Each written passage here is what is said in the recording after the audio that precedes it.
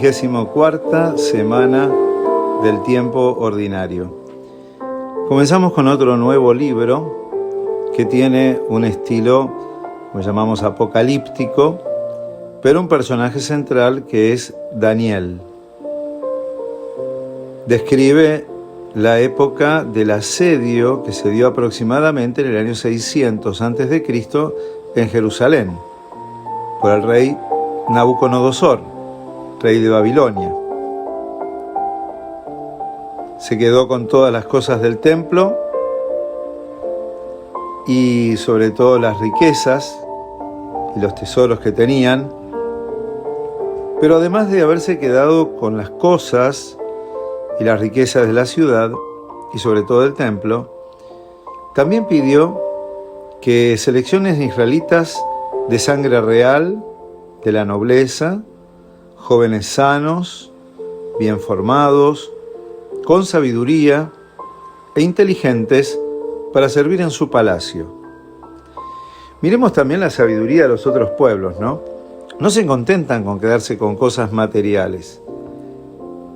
Qué inteligente es la persona que sabe que la mayor riqueza de un pueblo son los jóvenes formados, inteligentes, sanos. Qué interesante es darse cuenta que formar una juventud sana, invertir en jóvenes sanos, es quizás la riqueza más grande que puede tener un pueblo. Y Nabucodonosor, que era un gran conquistador, sabía de estas riquezas.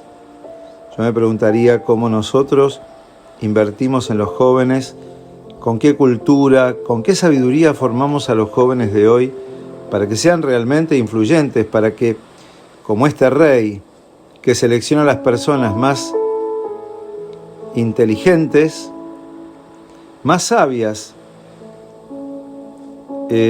para que lo aconsejen a este rey extranjero en su propio palacio. Y bueno, así seleccionan a Daniel, Ananías, Misael y Azarías. Pero Daniel era un hombre joven muy coherente, quizás por eso estaba entre los mejores seleccionados, porque tenía una gran convicción de vida y porque también tenía una gran fe en su Dios. Sabía que los demás pueblos tenían sus dioses, pero Daniel era muy celoso en su vínculo, en su relación con Dios.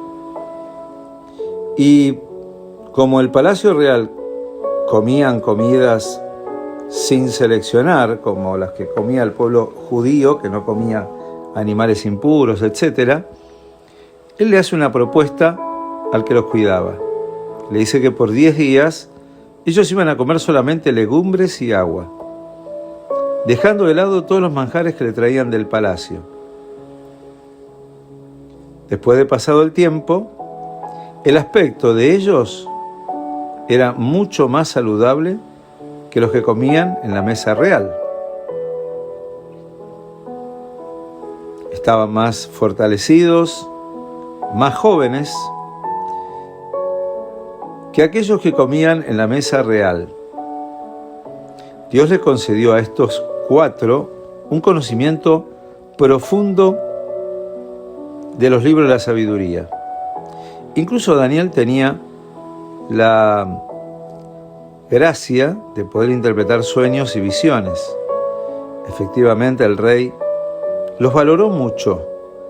Valoró incluso el valor de su coherencia.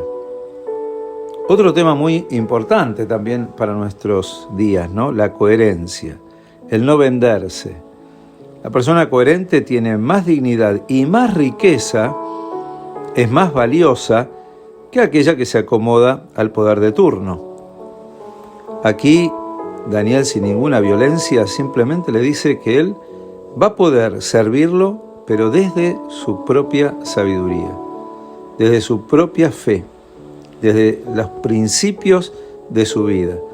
Esta personalidad que no se homologa, que no se traiciona, que no se vende, también nos demuestra la grandeza de una juventud auténtica y sabia. Los pueblos que tienen jóvenes como estos tienen verdadero futuro, ciertamente. El mismo rey los valoró, porque tampoco tenía nadie, se fue dando cuenta, que le resolviera los problemas que le proponía, de la manera como lo hacían estos jóvenes, que lo hacían 10 veces mejor que todos los adivinos y magos que tenía contratados en el reino.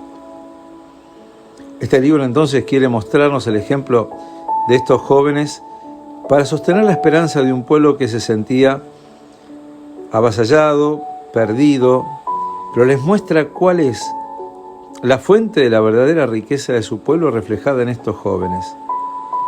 Evidentemente también a nosotros, Dios nos alimenta, nos nutre, nos fortalece y nos da ese conocimiento que no es un estudio intelectual, es la sabiduría que enseña a saborear la vida y enseña cómo vivirla cada día, con coherencia, con amor y con paz. Esto es lo que verdaderamente también sirve a los demás, como sucedió con estos jóvenes con aquel rey. Y los bendiga Dios Todopoderoso, que es el Padre, el Hijo y el Espíritu Santo. Amén.